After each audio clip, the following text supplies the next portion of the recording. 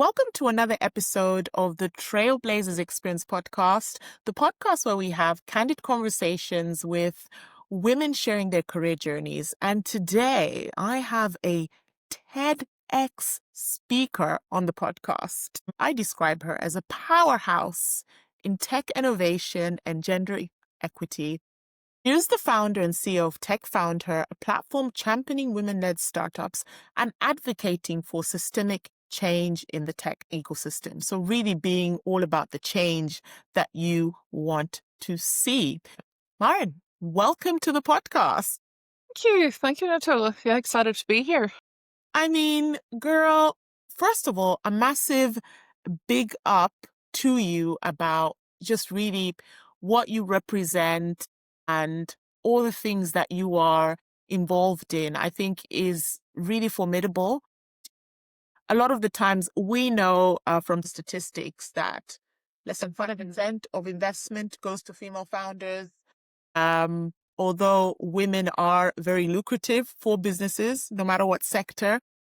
So talk to me about your origin story. What inspired you to create Tech FoundHer? What was the personal or professional experience that led you to this mission? Let's go all the way back. Yeah, I'll go all the way back, but I don't want to go too far back because otherwise I know what I'm like. It might take a long time to get to the present. But in terms of, and I suppose in terms of the kind of the recent journey, I set up Tech for Good Dublin with Ellen Ward about coming up to 10 years ago. So I'd recently come back to Dublin. I'm very, very passionate about technology, very passionate about the use of technology for positive impact. It's always been what I've been involved with is the whole use of tech for a positive purpose, whether that's education or inclusion. So I kind of thought, well, look, let's bring people together in Dublin. It's such a vibrant tech city. Like Ireland is such a tech nation. Dublin is such an incredible tech city. We've got all this talent from all over the world, but, people who are living in Dublin, working in the big tech companies. And we've got, an amazing, we've an other amazing kind of ecosystem of not-for-profits, activists. And the whole idea was to bring everyone together because I kind of really believe that the magic happens when you have a mix of people from different backgrounds or different disciplines, different interests together in the one room, but also in the one kind of community. So Tech for Good. Yeah, it was incredible. We showcase very much kind of focusing on, startups, innovation, focusing on positive impact. People like Talita Holzer, who she was working on a spin-out called Way to Be, which was focusing on wearable tech for young people with special needs. And it was just incredible. The energy of Tech for Good Dublin was incredible. Lots of meetups, lots of, I said, showcase events, lots of partnerships and collaborations. And I think there's maybe over 2,500 members there still, even though it's gone a bit quiet. But while doing Tech for Good, I was very, very aware of the whole piece around diversity and inclusion. First of all, I'm a woman. I'm very privileged. I do believe in the whole intersectionality. We can't just say that, there's layers and layers of privilege and layers of exclusion as well. But I was kind of very aware that it's what other people would say to me. Like I remember doing a panel in Trinity. It was for the Good Summit, which I was involved with. And somebody said to me, an academic in Trinity said to me, "Oh, this is really unusual. We have the room is full, at least half the room is full of kind of women as well as men. This is really unusual for a tech event." And I was kind of like, well, no, not for us, because every tech event we organize, it's organized by myself and Ellen. We're very kind of conscious of having women's voices and diverse voices showcased, and our community is, it's probably more women than men, but it was absolutely, definitely, diverse. So I became aware more and more that there was an issue around the representation of who, what does an innovator look like? What does a tech innovator look like? And this seemed to be quite a powerful narrative in terms of limiting and, yeah, it's kind of like a stereotype, really, isn't it? It's a kind of a gender stereotype in terms of what does a tech founder look like? What does a tech innovator look like? And, we know ourselves, often that story was one of, it was male, it was somebody who'd completed a computer science degree. And for me, that's a story that we need to retell, and we need to kind of just reboot that whole narrative in terms of limiting who is. From seeing that, right, because I always, the question is usually always asked, so what do you think are the barriers that are stopping, women from entering the tech entrepreneurial space, apart from some of the dimensions? Are we stopping ourselves, or is there something else that is, a main barrier for women in that space? So it's tricky, isn't it? Because, on the one hand, you could say, oh, and I'm not saying people do this, but there's a tendency to say, let's not blame the women, but let's fix the women. So maybe as women, we're not confident enough. Maybe as women, we're not interested in tech enough. Maybe as women, whatever that narrative is, it's around, somehow as women, we're not male enough, we're not enough like men, or that there's some kind of flaw in us. We're not, we're too emotional, we're too creative, we're too whatever. But I like to prefer to look at the system and say, well, hold on, let's take a step back and let's think about the kind of the system in which we move and move around as individuals. And I think that's can be powerful, but it can also be challenging because it's very hard to change a system, because there's so much layers of bias that can be so subtle. There's cultural bias, the stories the stereotypes. There's the structural bias in terms of things like, for example, maybe it's to do with, for example, something as simple as some funding programs you have to apply within a certain length of time. And that sounds, that's all very fair. Women can apply, the same rules as the guys. But then you kind of think, well, so many women are carers, to children. They're carers to, maybe they're in the sandwich generation, they're looking after elderly relations. And so the duration of their journey to get to that point of being ready for the funding is different. There are things like hackathons that happen maybe at the weekend.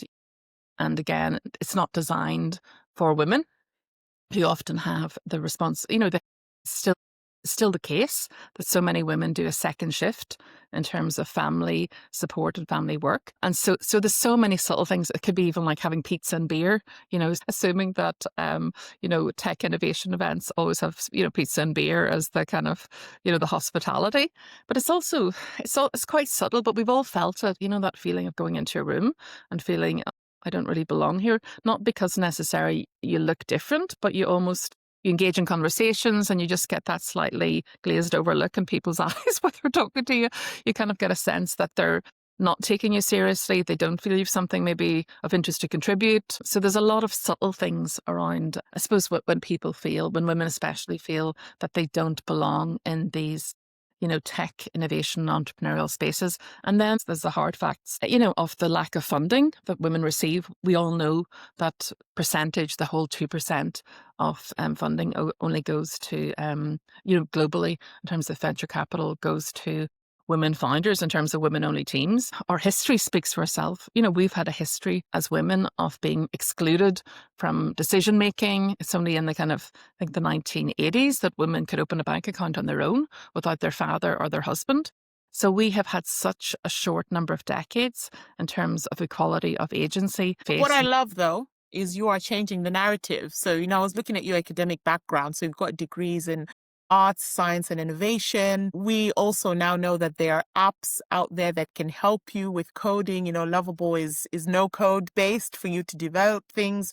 So it feels like the technology and the space has moved forward a bit. There are women-only venture funds that have also been set up, whether it's in Africa or in Europe or in America. It's slowly creeping. And I guess you're now breaking the mold with Tech FoundHer. So it's about amplifying women's voices in tech. So talk to me about Tech FoundHer and I guess the biggest myths and misconceptions you're working to dismantle. Yeah. So in terms of Tech FoundHer, as you said, Natola, low code, no code, and, is just incredible. And from when we started Tech FoundHer, I said the first big boot camp was like almost 3 years ago, 2.5 years ago now. Yeah, 2.5 years ago. So, and the theme even then was low code, no code, because I've always been passionate about low code, no code for that very reason. There's a barrier maybe in our own heads, but also a barrier in terms of sometimes applying for accelerators where they say, oh, you have to be a coder, you need a techie on your team. Low code, no code is just, it's busting all those kind of barriers wide open, which is so powerful and so incredible. As women, we're often, and we all do this, we're thinking, oh gosh, maybe I'll get a CTO on board who will help me with the coding piece, or maybe I'll get like an investor advisor on board who'll be, support with whatever. But I think the biggest message in Tech FoundHer is we are our own cavalry. Let's embrace all the tools, all the opportunities that we have, and let's support each other as women. As you said, Natola, whether that's in terms of investing, there's a huge movement in terms of women investing in women, which is incredible. There's the whole Show Her the Money piece, which the incredible Catherine Gray has started a movement, which is really making huge ripples across the world. And then there's the whole piece around, in terms of things like low code, no code. We literally you don't need to be a coder. And that's a good thing, because women still in the UK and Ireland is only maybe 20% of undergrads studying computer science are women. But the reality is you don't have to be a coder anymore. You never had to be a coder, to be honest. If you look at someone like Steve Jobs wasn't a coder. He was a designer. He was a UX designer. So there's a lot of these narratives that we listen to or we believe, or that are perpetrated in the media or perpetrated in the whole startup ecosystem. Oh yes, you need a coding background. Otherwise, you're never going to be able to create a successful tech venture. There's the narrative around, well, you need to create deep tech. That's one of my favorites at the moment. It's a term I really dislike. I really dislike the whole term deep tech. I think it's used again as a way of Alienating, belittling isn't it? and excluding and saying, okay, you're not doing deep tech, you're doing superficial tech. So yours isn't it's not proper innovation. And, so to me, that's another way of excluding, because at the end of the day, innovation is about design. It's about, the business piece. It's about, creating that kind of tool, the tools to kind of create an amazing experience, having the back end. But it's a whole combination of different skills, different attributes that makes something incredible. Like if we think of something like, Facebook wasn't original. Like we had Bebo, we had MySpace, it wasn't a new idea. So things don't even have to be patentable to be incredible tech ventures. So in terms of the members we have in Tech FoundHer, the main thing is it's women who have really big ambitions, who really want to have impact. It's nothing about being a techie or being, a designer or whatever. It's having that big ambition is the key thing, because then we can find the tools, we can find, the experts and supports to help you. We can help each other. So the key thing is, and then in a way, tech is the easy bit. This is what techies always tell me. When I'm talking to software engineers, they're like, oh, it is the easy bit. And I believe that it is the easy bit. So the key thing is, having that big ambition and sticking to it, having that moonshot and realizing to work backwards from that moonshot. This is a journey that's going to maybe take me, it's not 5 days or 5 weeks or 5 months. This might take me 5 years, and really kind of committing to kind of staying on that path to get to the point of launching. But as well, I think for me as well, being learning, it's so exciting. I love creating products, and I love the whole entrepreneurial journey, because it's very much about, yes, one person can change the world. It's back to, Steve Jobs and his whole speech about the crazy ones. We are the misfits. We're the ones who kind of believe that we can change the world. We're the ones who believe we can change the status quo, no matter what sensible people tell us. It is about having that vision and that conviction that you can make a difference as an individual. And that's why entrepreneurship, I think, is just so exciting for me. Really formidable, because ultimately I was just thinking about the amount of business plans I've written, or within organizations, or strategy. And ultimately the question you always have to ask, no matter how big or small the organization is what problem you're trying to solve. And that is the basis for everything that drives the brand, the marketing, the tools, everything that you need. And, as founders, you get very passionate about your idea, but it's okay, yes, ideation. And now, okay, what problem I'm trying to solve? And then how can we impact, and how do we build from that? And sometimes I guess is having that community church, which I guess that's what Tech FoundHer is as well, that space to have those conversations, which I think men have been very good at building. They have their bros who they can pick up the phone to and call and say, I'm facing this financially, or I'm facing this issue. Who do you speak to, etc. And then they either discuss it, like you said, over pizza or beer or golf or other. And we need to get better at that as women. In doing so, having those spaces to not feel intimidated, but feel included and have those conversations. Yes, 100%.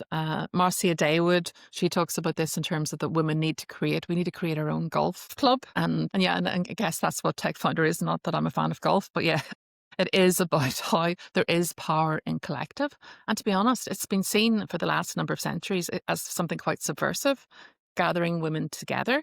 And, I think that's been part of the fragmentation of women has caused a lot of, in terms of our kind of, I suppose, our kind of disempowerment has not been helped by our disempowerment. Like if we think back to medieval times, you know, just before they introduced guilds became a way of really excluding women. There were so few guilds that women could actually join. But like before that, work was very much a social collective endeavor. Women would work together, whether it was, kind of, whatever it was, fishing, whether it was in a fishing village, they were supporting the whole fishing endeavors, whether it was, working in crafts in terms of creating crafts or laundry or whatever, but women worked together.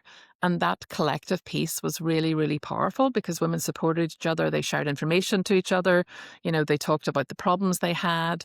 They kind of rose together and they were really powerful and strong together. But there were laws introduced in the UK, which, well, it wasn't the UK at that stage, but it was kind of like in England, in medieval times. And it was shocking. It was actually to make it illegal for women to talk to each other in public spaces. Like, this is just shocking. I guess they knew there was power, isn't it? When you get one or two women together, which is when you think about the suffragettes and all the protesting, right to vote, all the things, the liberties that we enjoy now, that's how it all came together. Yes, completely. No, totally. And that is with the collective, because there is such power when we are working together, when we're supporting each other, as you said, like the suffragettes. There's so many amazing in terms of Ireland, the social change that has happened in Ireland over the last number of decades, so much of it has happened about people supporting each other, working together for common change. If you look at Iceland in terms of, the whole walk out of women in terms of the all-out strike, like it is so powerful, when we kind of support each other, share information, share insights. And with the collective, that's where the power lies. It's not about, I know we have experts, so we have people in residence, but it's really about how we can support each other, how we can become a community, almost like a collective intelligence. Like we talk about AI as being this kind of collective intelligence, or, collective, artificial intelligence or augmented intelligence. But it's really collectively, there is massive power when we are sharing skills, when we're sharing insights, when we're sharing contacts, as you were saying, like the golf course in terms of contacts for clients or customers. When we're sharing information in terms of investors, saying, oh, this investor is really cool, they're really friendly, they're really supportive, go talk to them. All of those nuggets of information are massively valuable. And that's where I think the collective really has such potential and such power. You've amassed, I think you've got like 500 Tech Founder members or in the collective. I mean, that's brilliant. Just all those women getting together to build, businesses at different stages, which I think is formidable. When you started, was that the number you had in your head? Yeah, so in terms of Tech Founder, in terms of numbers, so Tech Founder, as it started kind of really from Tech for Good, so there already was a strong community there.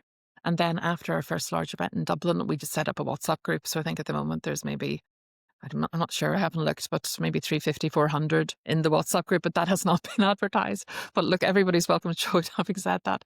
The collective, in terms of the online platform, we're just launching that officially, actually, in the next coming weeks.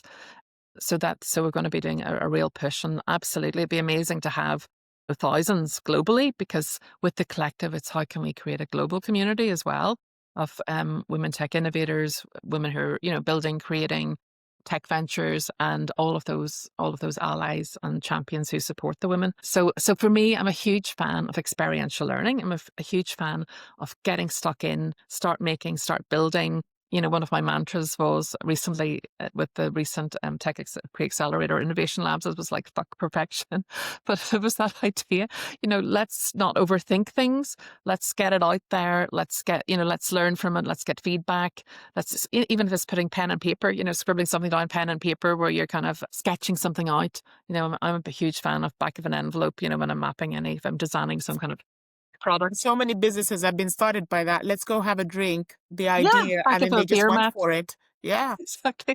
Back of a beer mat, sketch it out. These are the top level elements to it. So yeah, so the whole experiential learning piece is So crucial to me.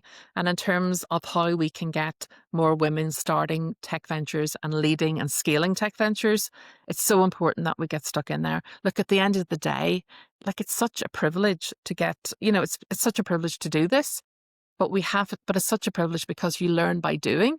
And if women are not getting the funding to actually create their MVP, create their scalable go-to-market product, they've missed out on that whole learning piece.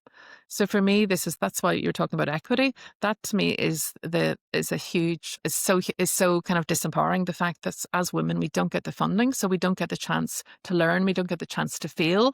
We don't get the chance to start our second venture or third venture, and maybe that's the one where we kind of that really flies because we've That's the already learned runway, so isn't it? That's needed. Most of the time, the investment is to fund the runway, the skill set, the people, the time to allow you to fail fast, to iterate, to change, so that you can then scale faster. And then, I mean, the amount of conversations that you hear saying, "Oh, we were told to come back with a different idea or to prove this first," but then you hear, I think I was watching podcast, and one of the guys was like, "Oh yeah, my investment was just based off an idea." I was like, what? We don't hear that anymore, as much. It's based off an idea. So they had faith in him and they invested. And we need more of that to happen for women businesses as well. We completely do, because money's being left on the table. Like our economies are missing out. Our world is missing out. Forget about even the tech for good, the whole purpose piece. Like there are so many incredible women who are professionals, who have subject matter, specialism and expertise, who've got insights, who've got the whole range of skills and professional skills, and they need to be backed. Like we need to back them. If we're not backing them, like what chance do we have? Because it's a very competitive global market. Do you know what chance does Ireland have? What chance does the UK have? Europe, if we're not backing these incredible individuals who want to have impact, who are actually not earning for years because they believe so much in wanting to solve, as you said, a problem. And I think that's where there needs to be, we need to seriously kind of look at the support and the level of support that we're giving at the moment to kind of entrepreneurs that don't fit into this, narrow category of coders who are, spinning out, coders who are guys who are, whatever, have got a SaaS platform idea or some idea for deep tech, whatever that, whatever that is. Do you know, it's just such a lost opportunity. It's a lost opportunity for economy. It's a lost opportunity for society. It's a lost opportunity for us as human beings, because, to be human is to want to have impact. It's to want to create. It's to want to solve. And that's a complete human, that's a human, basic human need across all genders. And I think, you've hit the nail on the head about visibility is so crucial for women in tech. Through your platform, just showing, hey, here are these founders, they've got great ideas, there is an opportunity and there is a platform. But let's pivot, because obviously you're a TEDx speaker. I had the liberty of listening to your TEDx talk. It's on my bucket list, actually, to be a TEDx speaker. But for the audience who hasn't listened to it, and we'll obviously post all the links in the show notes, it was really powerful. And for you, how did you come about becoming a TEDx speaker? And what was the message that you most wanted to share with the world? Yeah, so I was very lucky because somebody invited me to apply or to kind of become part of that TEDx. Limerick was organising their first ever TEDx, the University of Limerick. And somebody who was part of our community reached out to me and said, oh, because of your work with Tech for Good and Ellen's work with Tech for Good, why not get involved, with this TEDx event? So when I was asked, yourself, partly you're like, amazing, and partly you're like, oh no, really? Do I really need to do this? Do it? Oh, Yeah, what? yeah, you're like, oh my Yeah. gosh. Yeah, yeah. So I was kind of like thinking, oh, it was kind of like I couldn't say no. It's one of those things you just could not say no. But I was terrified. I was like, oh my gosh, on stage, the video forevermore. There's such an iconic thing, the whole TEDx, coming up with ideas that are, that are worth spreading, that are worth sharing. But the reality is, I have a lot of ideas. I have a lot of there are a lot of things that I'm really committed to and really passionate about. And for me, that TEDx that was done, that was almost 6 years ago now. I'll be coming up on it was on 2019. But in terms of the key message for me was, the tech is such a powerful tool. That was the key thing. So a lot of times, the whole debate is tech, same with AI, is tech and AI good? Is it bad? And for me, it still remains, it's up to us as humans to have the values, to have the foundations in terms of how we want to use tech. It's having the dreams. We have to say, it's back to philosophy. What is it to have a good life? What is it to create a peaceful, thriving society? What does that look like?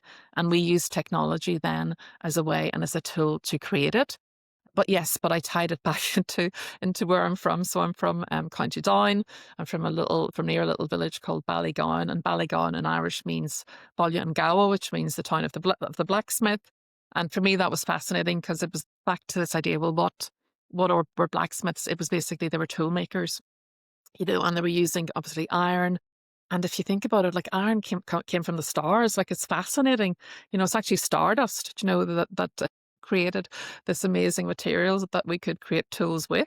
So that was very much kind of an inspiration, thinking about, well, okay, maybe they were innovators of their time. Creating plows, creating utensils for fires to sit in, creating all those amazing tools to do good. I mean, obviously then as well, they were also used for weapons of war. And that's the flip side, isn't it? That's the flip side of any tool and any technology.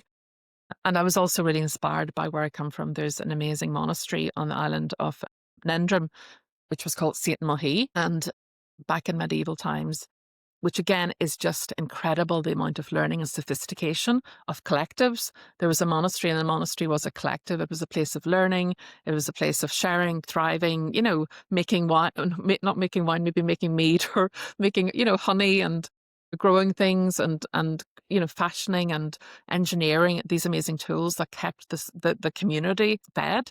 And what they discovered is that at Nendrum, the monks basically created the first water wheel in the world.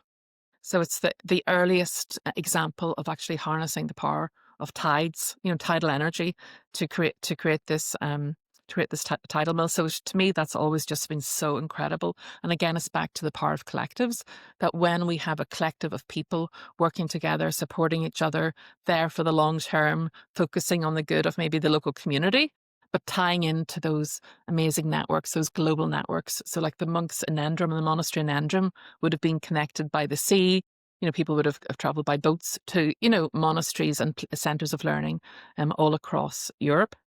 So that really inspires me as well in terms of Tech FoundHer, is how can we create a sustainable, inclusive community where there is that collective learning, collective expertise is created and shared, and everybody thrives. Everybody kind of levels up together. So in a way, I suppose it's getting away from the notion of that individuals, and so kind of we're kind of individuals, we're solopreneurs. Society doesn't exist. That was what Margaret Thatcher's whole mantra was back in the 80s. It's this idea, yes, absolutely, society is crucial to humans. We're primates. People, primates, they are gathered together. They're not, we are pack animals.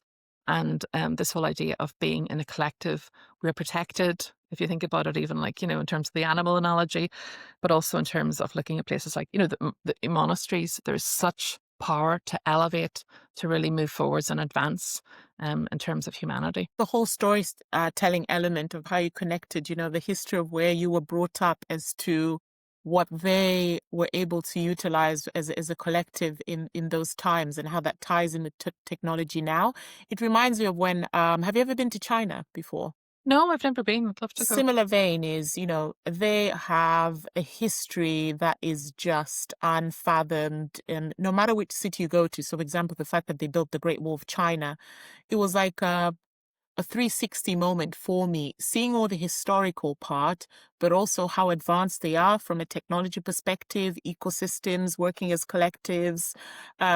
It ties in with that historical element as well, the Chinese dynasty, etc. It's all those things which I think, just thinking about your TEDx and your story about where you were brought up, it's the same principles as well. We always think, oh yeah, history is one part of it, but I think history has a very important part to play as to how we should continue to view in a modern society, how we push forward with technological advancements. How do you sell your product, your story? Yes, it's a tech tool, but there needs to be storytelling behind it as well. Yes, no, completely. And I think it's the power of those. There has been something over the last century and a half where the contribution of women, to technology, to engineering, to medicine, to science has just, their stories have just not been told. They've been actually completely suppressed and written out of history. And I think that's, in terms of people, say, for example, and I think when you re-find those individuals, I know that Kelly Vero, a friend of ours, has recently written a book about this as well. But, it's something like, even when I heard the story of Kay McNulty, it just kind of blew my mind. And I was just like, wow, this is just so incredible. So Kay McNulty was from a tiny little village in Donegal called Creeslough. And she left Ireland because there was such huge poverty. She emigrated to America and basically became one of the top pioneering computer scientists in the world. And she's recognized, she was part of the EMEAC team. There were 6 women. And she's recognized in the Computer Science Hall of Fame. And that is just incredible because it taps back to that power where you realize women have always been part of engineering, have been part of science, within the last century, within millennials before, when they were astronomers, when they were engineers. And I think that really is such a powerful message, especially when you're kind of being told, women tech, tech isn't for women, or women aren't interested in tech. So for me, it's such an important message to say, like, technology has no gender. It is a tool and it's a practice that we have all contributed to. What does have, unfortunately, a lot of there's a gender around has been that, the gender stereotyping in terms of who contributes, the stereotyping in terms who gets to be in the media, for example, even in terms of, the representation of who is a techie or an innovator in the media. So there's so much in terms of society that needs to be changed in terms of those stories. But I think history, as you said, Natola, is so powerful and so radical. It's not like the radicalness is the current situation or the future even. If we look back to, as I said, centuries before, medieval times, prehistorical times, women were contributing, women were drawing paintings on the side of caves. Women were out there creating the tools to contribute to their society. So I think we need new narratives, and narratives are really, really powerful. And that's why I always say to every woman who I've ever, who I interview or come across is, your personal brand and PRing yourself on what you're doing, you have to continue to do that. Obviously, plug yourself in every position possible because people need to know about your achievements. And in the world of algorithms, that's what we need. We need to amplify that, telling those stories of the women who were there, whether it's medieval times or the 40s, the 50s, the 60s, the 70s, 80s, all of it, just making sure that is still front of mind.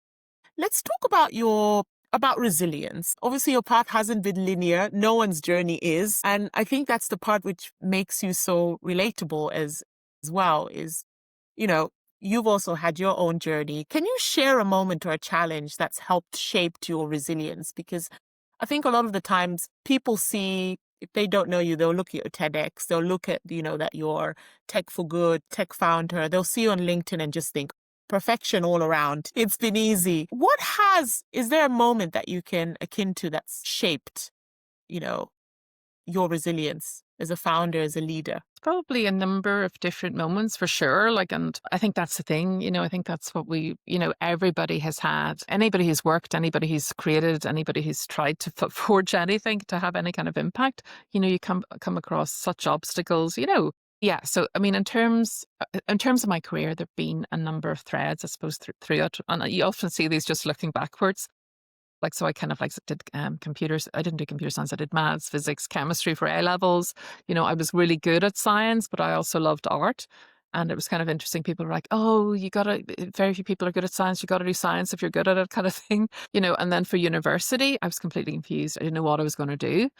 In a way, what interested me, but it would have been, quite out there, was to study philosophy and physics. But there were very few places where you could study it. But anyway, I ended up studying philosophy at Trinity. But I think it was very much because I was searching. I've always been into this whole idea of the vastness of the world, the meaning of life. So I was very much searching.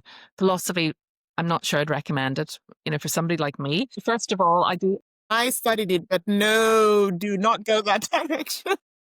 It was a kind of logical, analytical side of philosophy. It wasn't scholastic philosophy. But first of all, I kind of wing things. You know, I do kind of get, you know, I do stuff, but you know, I did get into bad habits doing philosophy because there were so few hours. I did it at Trinity. There were so few hours lectures that you know, you do get into bad habits of just hanging out, you know, having fun, you know, just socializing, talking, you know, whatever, talking, blathering, whatever, and over a coffee. But yeah, but I suppose on a serious note, I was looking for answers, but the answers weren't there. Nobody told me. Philosophy is about asking questions, framing questions, critiquing things. There are no answers really that you'll get from pure logic, you know, to come up with answers. And this applies even today when people are discussing AI. You know, there needs to be that leap. There needs to be that kind of leap, which is kind of your heart, which is your emotions, which is your instincts, your gut instincts, in terms of that's what creates wisdom. That's what creates knowledge, I believe. You know, it's not simply the logical side of saying this, yes, we could do this, yes, we could do that. So for me, at a later point, I suppose that was the biggest learning for me, was this whole idea, you know, that logic and our head and our, you know, consciousness and our reason, rationality will never bring us to anything of value on its own. It needs to also have that whole part around kind of our heart, our kind of, you know, our kind of our gut instinct, or, you know, spiritual side. We need to bring all of those different elements together to, you know, to have things to kind of gain wisdom and ultimately, I think, to contribute as a leader. So I think for me, you know, along the way, I've gone on lots of different spiritual quests, been kind of again looking for answers, but I don't know. But I'm not sure if the answer came. But I suppose the kind of main thing is as you said, is that belief in doing your best, contributing as much as you can, and realizing so much is out of our control. I think that's the hardest lesson of all, is to realize in life, you know, and in being an entrepreneur, there are so many things beyond our control, but that does not stop us, you know, showing up, doing the work, and, you know, going for that moonshot, knowing that we may never, we may never make it. It's a bit like that, the arena quote. I'm a big fan of that quote, you know, the Roosevelt quote, and I've quoted it many times, but it's this whole idea, you know, that, you know, success is getting into the arena, you know, having a go, you know, getting covered in dust, getting dirty, making mistakes, being scrappy, you know, making friends, falling out with people. It's the whole mess of being in the arena. But really, that's the key thing, is that we go into the arena and we stay in the arena. That's what victory means. If you win or you lose as a gladiator, in a sense, it's not really important. The main thing is that you show up and that you give things your best. Yeah, that's half the battle, isn't it? It just giving it a go and thinking what's the worst that could happen with all of these things. I think in hindsight, you always go back in your life's journey and you're connecting the dots of, oh, okay, this is what this actually means. Is there like a hindsight moment for you where you think, oh my God, all of these connecting the dots has led to something that you can call a milestone, where you can say, you know what, actually, this has been really successful for me and it's because of something that's happened in the past? Yes, I suppose in terms of things like, you know, kind of say my passion for people to be, say, when I got the job in the BBC, when I kind of spoke to my boss, Kieran Haggerty, the first thing I said to him, was, is there anything happening with BBC in relation to user-generated content? Because I was passionate about this idea of co-creating and getting other people to kind of create, to be creative. It wasn't a question, and that whole idea of co-design and equality and democracy, I guess, in terms of access to tools and access to expression. And that, I suppose, has been something that has really been a thread. You know, it's a thread today. It was a thread in Tech for Good. It's very much the part of what Tech FoundHer is about, is how we as women can create, can use tools, can have impact, can build, can make, can contribute.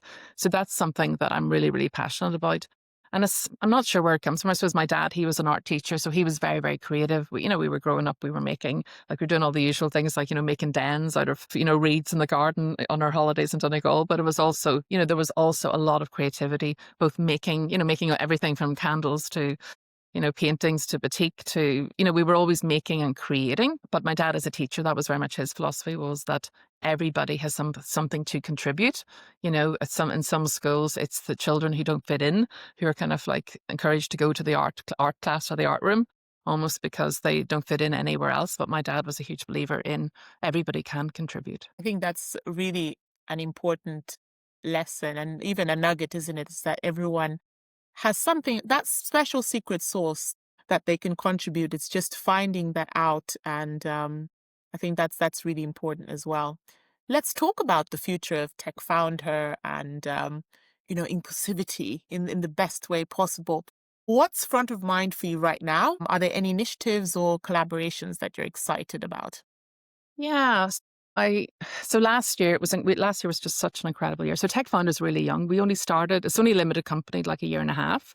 And Valentine's Day 2024 is when when we were kind of registered as a limited company. So we're very much kind of, it's very early stage in that sense, but it's not early stage in terms of, I suppose, the work that has been done in terms of growing as a network. So last year was just incredible. There was an amazing partnership and collaboration with us at Catherine Gray and the whole Show Her the Money movement, which was just incredible, bringing that to Ireland, because with Tech Founder, our focus is on building tech competence, busting tech jargon, building the whole innovation capacity of women. But we also absolutely need the funding. So that's kind of completely a parallel movement, is the whole piece around we need to get the funding into the hands of women who want to innovate and create tech solutions. Last year, it was just incredible because Tech Founder, we had an opportunity to create a pilot for a tech pre-accelerator. So there were 35 incredible women from across the island who worked on this accelerated path of building. So the focus of this tech accelerator, back to my philosophy of getting stuck in, build, make, it was quite different, because it wasn't, oh, let's create a business plan or a pitch deck. That's beautiful, even though those are really important. It was like, okay, get the idea, get the detail out of your head, start building, start prototyping, start getting the testing, start telling the stories. Natola, back to your point, about the narratives, the storytelling, the product narrative, the narrative that you tell tell investors, the narrative that you tell your tech team, that whole importance of the narrative piece. But it was an incredible program, and those women just so inspire me, and we want to build on that. So the collective is very much about creating that platform of women globally, so that we can have more impact. Like it was amazing working with 35 women, but what about if we could work with 35,000 women globally? Like, how Yeah, incredible would that exactly. be? From everywhere, from Qatar to China to Africa. That's the vision, is how we can really kind of support women globally and create this collective where we have those ripples, and kind of women globally can contribute and can impact starting tech, using tech, and really creating and shaping this better world. The fact that, you can be anywhere to be part of the collective. Once again, coming back to your fact that most women are caregivers, or, they've got children, et cetera, et cetera. That just means globally, as long as you've got a phone, a laptop, you should be able to join and partake and, like you said, build, iterate, prototype, share. And that's what we need, which is really, really important as well. Yeah, exactly. No, completely. It's giving that kind of yeah, it's through those connections, that's where the magic happens. That's where learning happens. That's where we create our own capital. We almost become like our own microeconomy, a microeconomy of learning and insights and knowledge, creating this better world, So that's what it's to me. And I mean, it sounds a bit kind of like vague, create a better world, but my God, look how broken it is, So there's such, we all need to kind of imagine how things could be different, how things could be better, how we could have different, values that underpin how we organize as humans, how we, contribute as humans. And we absolutely need women to be part of that. Mary Robinson, who's an amazing leader in Ireland, who's one of the elders, and she was our first ever the woman who became president here in Ireland. But she says, look around us. The world is such a mess. And this is what has been achieved by it being so male dominated, and so dominated by values of, speed, greed, competing, this competitive piece, and, the lack of values. So this is where we're at. And I mean, that might sound really negative, but for me, tech is actually a reason to be positive and a reason for optimism, because it is so powerful that, once we have the vision, and once we have that sense of where we're going, the tech will absolutely help us get there. Yeah, and also, I was on a panel a few weeks ago, and I said I'm really excited about the future in terms of, because there's so many tech founders now, that are coming up with great products, ideas, services. And also, despite the fact that, yes, only 2% of funding still goes to women, we still have our male allies that are now shouting from the woodworks. They're coming out loud and just declaring we are supporting, these initiatives, these ventures. And that's a step change, because before, the allies, we knew them, they were there, but now they're actually being more vocal, which I think is a big step change for the next generation and moving forward. So that's something to be optimistic about in it. Completely. There's so many reasons for optimism, and that's, you were talking about resilience earlier, and that's where it's so important that we keep, we keep the joy alive.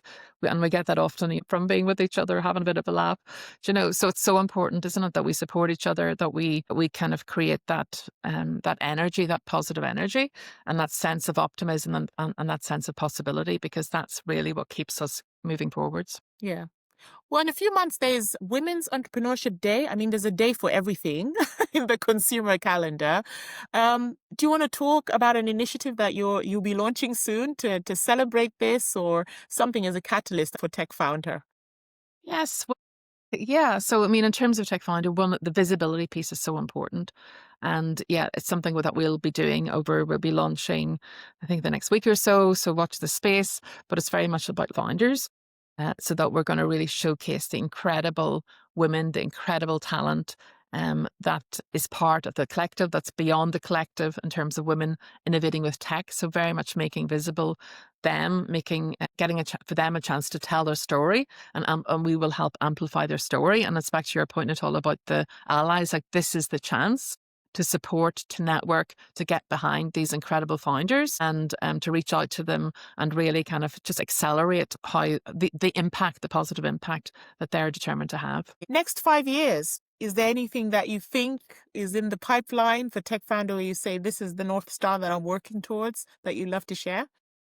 Well, yeah. Well, it's back to that kind of, we want this, that global vision. We want to kind of impact, kind of 1 million women kind of globally, that they're the ones who are building the tech ventures. They're building the tech ventures that are value driven, that are focusing on positive impact and aren't simply focusing on economic and, economic capital. They're also focusing on social capital. And it's creating this incredible ecosystem where we say we can do things differently. We can be playful. We can be collaborative. We can bring out what's all the different attributes, what's best, about being kind of a human, and support each other. So, like, so many founders I know, and they're just like, I want to succeed to help the women who are coming after me, because I know how hard it's been, and that's why I want to succeed. I want to invest when I exit, when I kind of create a company of scale. The reason that I want to do this is to support those other women, because they know the talent, they know the possibility and the opportunities that aren't there for women, but the possibilities in terms of those innovations are so important. They're so important that they are launched, and that these tech enterprises happen. It's brilliant. Let's talk about the Trailblazer takeaway tip. So we always end the podcast by asking our guests if there was, 3 tips that you could share to inspire. What would they be? Okay, well, I'm kind of lucky because some of my amazing Innovation Labs founders gave me a little gift recently, and they had some of these were emblazoned on them. So I can immediately think of 2 of them. I need to think of the third one. So one of them is dare greatly. So it's that idea of, the Roosevelt quote, dare greatly, go for it, go into the arena, get stuck in. But, there's no point daring in a small way, really dare. Dare greatly. I think that's something that really inspires me. The whole fuck perfection thing, 100%. Get stuck, do something scrappy, do something that's completely, is a D grade. Don't be always aiming for an A star, thinking it has to be perfect. Just get things out there, get things done, get things done. Don't overthink, because I think as women, so often, because we haven't been in position of having that power for centuries, sometimes we overthink and try to judge kind of the rules. And I suppose the other thing is kind of like have fun, kind of have a bit of a laugh, have the crack, enjoy the journey and enjoy the comrades and that you'll meet along the way, because that's so precious. It's been brilliant. I mean, thank you so much for sharing your story, your mission, your voice. You're not just building tech, you are building a movement, which is just brilliant. Where can the listeners find you? tell us your website, your Instagrams. Where can they find you? Yeah, so TeP FoundHer. So as long as you can spell TeP FoundHer, so it's HER at the end, and that's TECH, Found FOUND, TeP FoundHer. Yeah, we're on the different social media. We're on LinkedIn.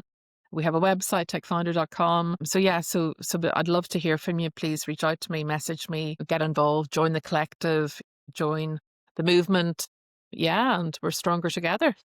Well, to our listeners, this has been the Trailblazers Experience podcast. You know where to find us. I always say, tell another woman about the podcast. Please remember to follow, like, share, subscribe. And until next time, thank you very much. Bye.